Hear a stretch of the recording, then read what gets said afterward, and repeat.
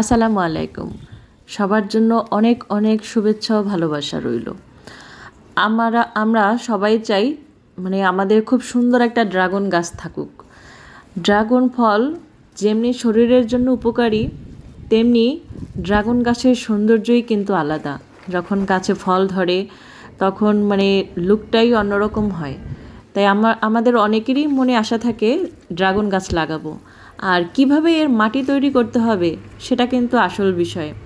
তাই ধৈর্য ধরে আমার পুরো ভিডিওটা দেখুন প্রথম থেকে শেষ পর্যন্ত। আশা করি আপনাদের অনেক অনেক উপকারে আসবে। আশা করছি আপনারা অনেক উপকৃত হবেন আমার এই ভিডিওটি থেকে। সঠিকভাবে যদি মাটি তৈরি করে গাছের পরিচর্যা করতে পারেন, দেখবেন আপনার ড্রাগন গাছেও প্রচুর প্রচুর ফল ধরবে। আসুন তাহলে কিভাবে আমি মাটি তৈরি করছি সেটা আপনাদের সঙ্গে শেয়ার করছি। প্রথমে আমি এখানে কিছু শুকনো মাটিকে একদম ভালো করে ঝুরঝুরে করে নিয়েছি। আর এখানে আমি যে ক্যারেট নিয়েছি, ক্যারেটটার চারপাশ থেকে আমি খুব সুন্দর করে প্যাকেট করে নিয়েছি, যাতে করে মাটি সরে না যায়। গাছে যখন পানি দেব তখন যাতে মাটি বের হয়ে না যায়। আর এখন এই যে দেখেন, যারা ক্যারেটে গাছ লাগাবেন, ক্যারেটে হোক বা ড্রামে হোক বা অন্য যে কোনো পাত্রে হোক, এভাবে আপনারা মাটি প্রস্তুত করে গাছ লাগাতে পারবেন। ক্যারেটের চারপাশ থেকে আমি এভাবে সব কিছু ভালো করে দিয়ে যাতে মাটিটা বের হয়ে না যায় সেজন্য প্যাকেট করে নিয়েছি। আর এখন দেখেন এই ঝুরঝুরে মাটির ভিতরে আমি দিয়ে দিচ্ছি কম্পোস্ট সার। হ্যাঁ, এখানে আমি খুব সুন্দর করে কম্পোস্ট সার, ভার্মি কম্পোস্ট যেটা, সেটা মিশিয়ে দিচ্ছি। এখানে আমি অনেকগুলো মাটি দিয়ে দেব। আর মাটির সাথে আমি আরও অনেক কিছু মেশাচ্ছি, সেগুলো দেখেন। এখানে ডিমের খোসার গুঁড়া আছে, তারপরে এখানে খৈলের গুঁড়া আছে, সর্ষের খোল, সেটাকে আমি ভালো করে গুঁড়ো করে নিয়েছি। এই মাটির সঙ্গে আমি সব কিছুকে ভালো করে মিক্স করে দেব। তো এখানে কম্পোস্ট সার নিয়েছি, আর তার সাথে দেখেন এখানে ইউরিয়া সার নিয়েছি, আর ড্যাপ সার নিয়েছি, পটাশিয়াম নিয়েছি, আর এখানে আছে কিছু জিঙ্ক সার, যেগুলো গাছের গ্রোথ খুব ভালো করবে এবং অধিক মাত্রায় ফুল ফল আনতে সাহায্য করবে। তো এইভাবে আমি সব কিছুকে মিশিয়ে নিচ্ছি। আমি এখানে ভার্মি কম্পোস্ট আরও মিক্স করব।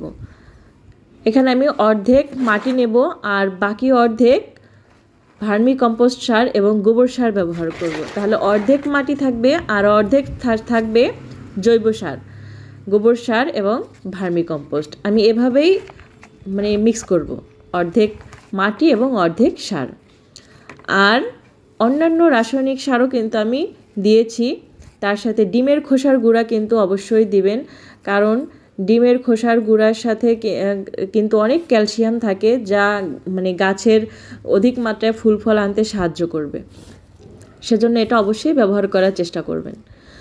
আর এখানে আমি নারিকেলের যে খোসা, নারিকেলের খোসার গুঁড়াও এখানে দেব। নারিকেলের খোসার ভিতরে যেই গুঁড়া গুঁড়া অংশগুলো থাকে, আমি সেগুলোকে আলাদা করে বের করে নিয়েছি, সেটা এটার সাথে মিক্স করে দেব। তাহলে মাটিটা খুব বেশি আটকে যাবে না, জমাট বেঁধে যাবে না, গাছের শিকড়গুলো খুব সুন্দরভাবে বাড়তে পারবে।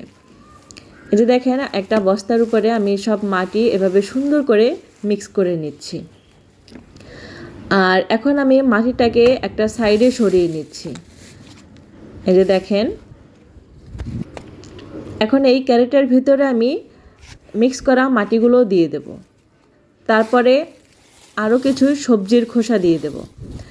আমি অনেক দিন ধরেই সবজির খোসাগুলোকে জমিয়ে রেখেছি। আমার রান্নাঘরে যেই সবজির খোসা থাকে, তারপরে কলার ছোলা থাকে, চা পাতা থাকে, রান্নাঘরের উচ্ছিষ্ট যেগুলো, সেগুলোকে জমিয়ে পলিথিন ভরে রেখে দিয়েছি। আর দেখেন, এখন ক্যারেটের দুই সাইডে কিন্তু আমি ফলের দোকানে ফল সাজিয়ে রাখার জন্য যেই ট্রেগুলো পাওয়া যায় সেটা নিয়েছি। তারপর দুই সাইড থেকে কিন্তু বস্তা দিয়েছি আর শপিং ব্যাগ দিয়েছি, হাতের কাছে যা ছিল সব দিয়ে সুন্দর করে প্যাকেট করে নিয়েছি।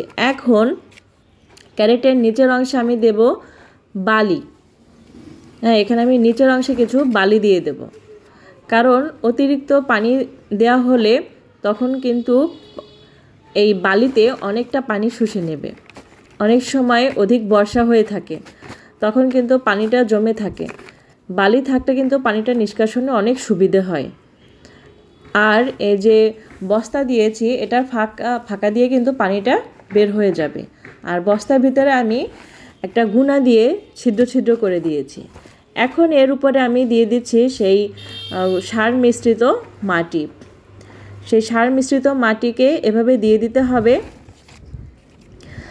আর দেখেন, মাঝখানে দেব সবজির খোসা, কারণ সবজির খোসাগুলো অর্ধেক পচা, আর পানি দিতে দিতে এটা আরও পচে যাবে। এভাবে মাটিটাকে প্রস্তুত করে আমি 1 সপ্তাহ রেখে দেব।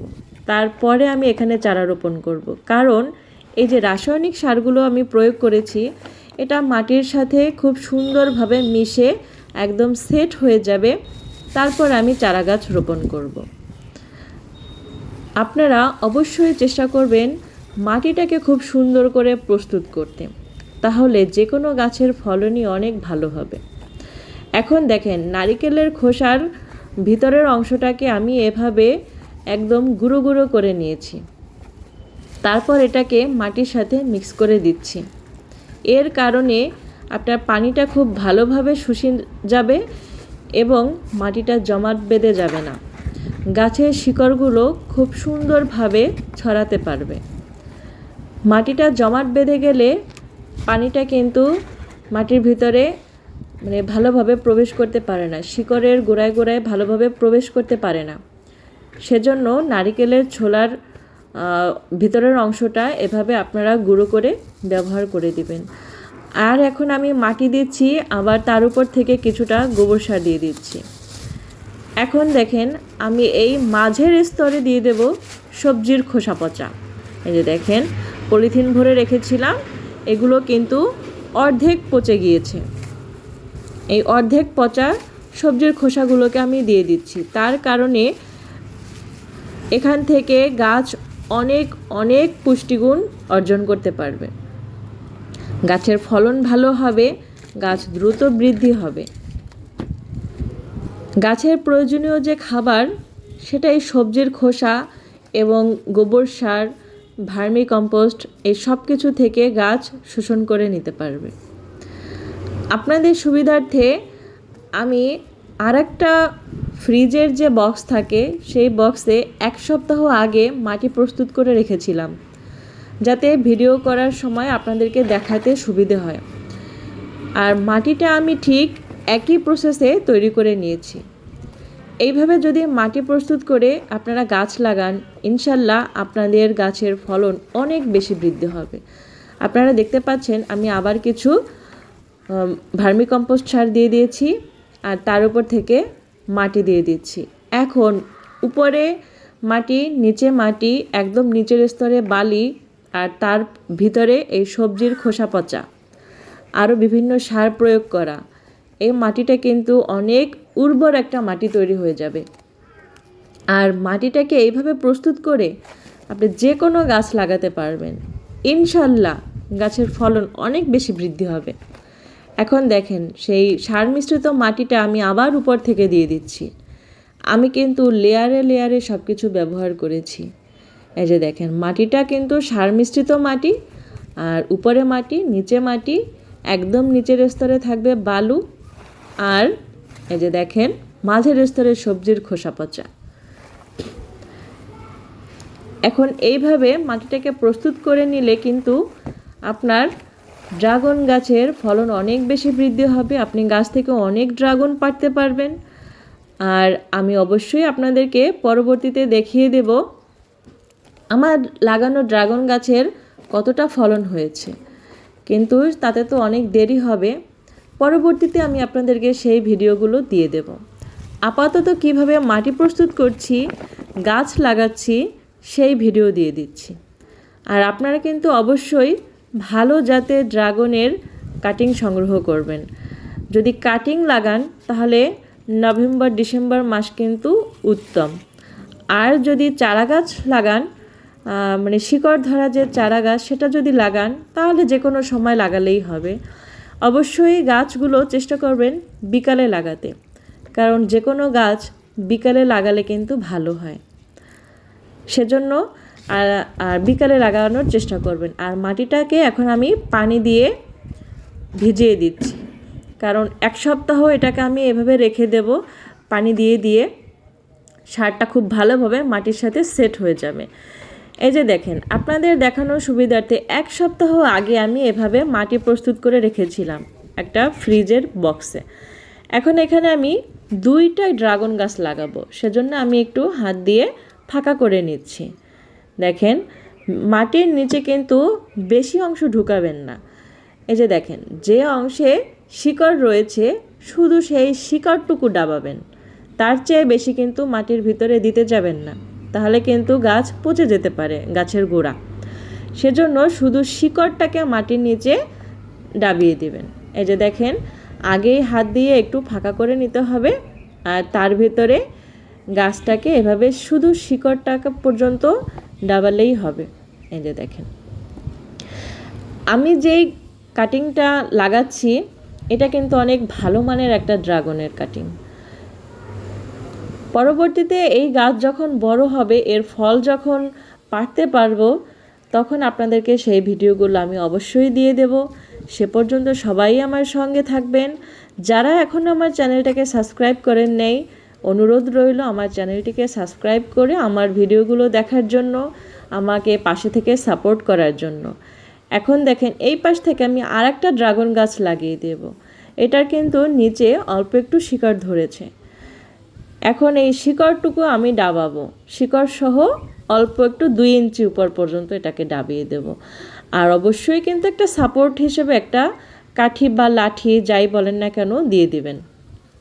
এই যে দেখেন, আমি এই কাঠিটাকে দিয়ে দিচ্ছি একটা সাপোর্ট হিসেবে, একটু বেঁধে দিলেই হয়ে যাবে। তাতে করে গাছটা নড়াচড়া করবে না, খুব সুন্দরভাবে মাটির সাথে সেট হয়ে যাবে। এই যে দেখেন কিভাবে আমি উপর থেকে হালকা একটু চেপে দিচ্ছি, বেশি চাপাচাপি করা যাবে না, তাহলে কিন্তু গাছ নষ্ট হয়ে যেতে পারে। এই যে দেখেন, এইভাবে গাছ লাগাবেন, আপনার গাছে ইনশাল্লাহ ফলন ভালো হবে। সবাইকে অনেক অনেক ধন্যবাদ ধৈর্য ধরে প্রথম থেকে শেষ পর্যন্ত আমার ভিডিওটা দেখার জন্য। ইনশাল্লাহ আপনারা আমার মতো এভাবে যদি চারা গাছ রোপণ করেন, ড্রাগন কাটিং লাগান, আপনাদের গাছের ড্রাগনের ফলনও অনেক ভালো হবে। সবার সুস্বাস্থ্য কামনা করছি। সবাই অনেক ভালো থাকবেন, সুস্থ থাকবেন। আর পরবর্তী ভিডিও নিয়ে আমি অবশ্যই আসব। সে পর্যন্ত সবাই ভালো থাকেন। আল্লাহ হাফেজ। সবার অনেক ভালো কামনা করছি। আল্লাহ হাফেজ।